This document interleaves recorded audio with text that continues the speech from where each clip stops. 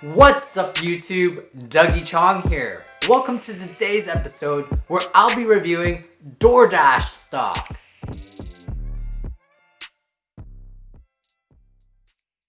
Hope you're all having a fabulous Friday. Please make sure to like this video and subscribe to my channel if you have not already. It really helps my channel out. So DoorDash, one of the big tech IPOs, it IPO'd on Wednesday, which means you could buy shares of Dash stock starting on Wednesday. I'm a little late to the party, but it's better late than never. In this video, I'll go over the background and business model of DoorDash, then I'll go over my personal experience using the app, and last but not least, I'll say whether it is a buy in my opinion or not. Alright, so DoorDash the company was founded in the year 2013 by a bunch of college students from Stanford University. These three students decided to create a service to help local restaurants deliver to customers, and hence DoorDash was born. It's crazy how the original business did not really change too much from the original business plan. They still just want to help restaurants deliver food to customers, but now they are the #1 player in America. That is no easy feat with competitors everywhere, from Grubhub to Postmates and the insanely funded company known as Uber. It takes a lot of guts to compete with a company like Uber, so kudos for DoorDash for sticking it out.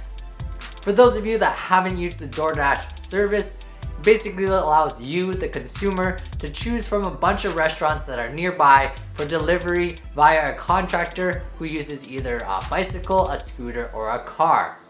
It's a very intricate software system that tries to optimize three parties: the consumer, the restaurant, and the delivery person. The beauty of this business model is that DoorDash does not have to own any physical restaurants, any food, or any form of transportation.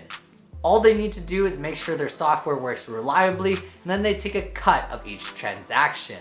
They sort of act like a digital middleman. So that's the business model in a nutshell, and they seem to be doing well so far, but what are the potential pitfalls of this business? #1 is profitability, which the company has yet to attain, but to be fair to the company, they've been focusing on growth so far, and they've achieved that. They are now #1 in America, so we'll see what they do from here on out. But their ability to become a profitable company really depends on quite a few different variables. The first variable is that they need the customers to be willing to spend the extra money for delivery. I think in this day and age, it's already pretty much been proven that if you're in the downtown area, there will be always a lot of people who are willing to pay that extra $5 or $10 for delivery just for the convenience factor. And having just one app where you can choose from thousands of options is preferable from the customer's side. But having customers willing to pay is only 1/3 of the equation. You also need to get restaurants on board. So far, restaurants have been willing to pay the approximately 30% commission on each food sale just to get more traffic into the restaurants. I've read articles in the past which said that restaurants felt pressured to partner with these food apps, mostly because the exposure they were passing up was too great. However, I think more recently, restaurants are trying to take back control of their own delivery services. This makes sense, right? Why should DoorDash be taking 30% of their sales? Restaurants can typically run their own delivery service. It just takes a little bit of experimenting to figure out how many delivery people you need and how much demand there is for delivery at your particular restaurant. And the third thing that DoorDash relies on for profitability is the delivery personnel. Without people to deliver the food, the whole operation falls apart. This is actually a problem that Foodora had, which was another delivery food app. I actually used to work at Foodora here quite a few years ago. I worked as what's called a runner, and I found that if you stayed in the Toronto downtown area, you could reliably make about $20 an hour. However, the workers here in Canada started to unionize, and that would have cost Foodora way too much money to operate and compete against companies like DoorDash and Uber Eats, and so they eventually had to file for bankruptcy, at least here in Canada.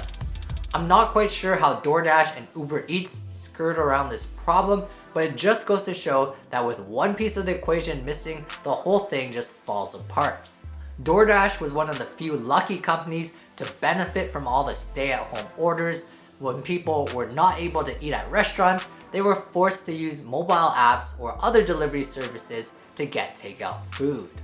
Now I'll go over my personal experience using the DoorDash app. I've used the app maybe twice in my life, and I really did not have a good first experience using them. I think we ordered a sushi platter, and it not only came late, but the wrong platter arrived. This is one of the aspects of the delivery system that the app is supposed to streamline. Since you're physically clicking the item that you want, there should not be any room for error. But I guess somewhere along the line, the message got mixed up. We did end up getting a $35 credit on that $70 order, so it's not like they didn't do anything to help try to fix the problem. The other thing that I didn't like about the app is that they charge a service fee. So while there may be 0% delivery fee or $0 delivery fee, there's usually like a 3% service fee that they charge on top. And this fee does not get shown until you click the item and are about to check out. Now let's take a look at some of the numbers. The IPO price for DoorDash was amazingly only set at $102. But when it opened to the public, the price had already ballooned all the way to $180. That looked like a monumental increase from its IPO price. That is pretty much a double up of the IPO price, and it valued the company around $70 billion, which is more than half of what Uber is worth today. Of course, some people may say that makes DoorDash a bargain since they are the #1 player in the food delivery service and they don't have an unprofitable ride-hailing arm bogging them down. But DoorDash is nowhere close to the level of Uber yet. If anything, you're paying for a lot of potential future growth up front. DoorDash made about $1 billion of revenue last year, whereas Uber made about $14 billion.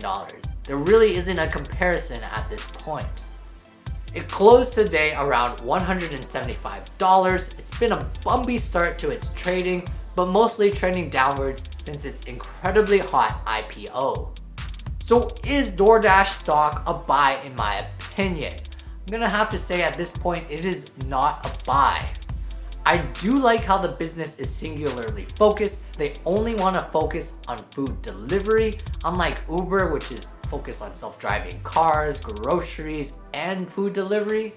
But the fact that they are valued at over half of Uber's valuation, whereas they only make less than 10% of their revenue, is really crazy.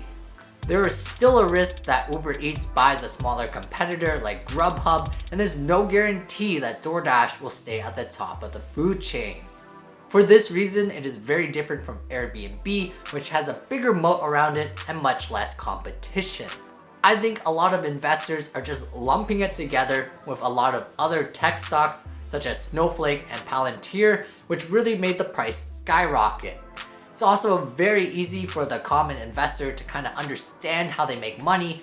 Everyone can understand how a food delivery service works, and that just drove a lot of investors into this stock.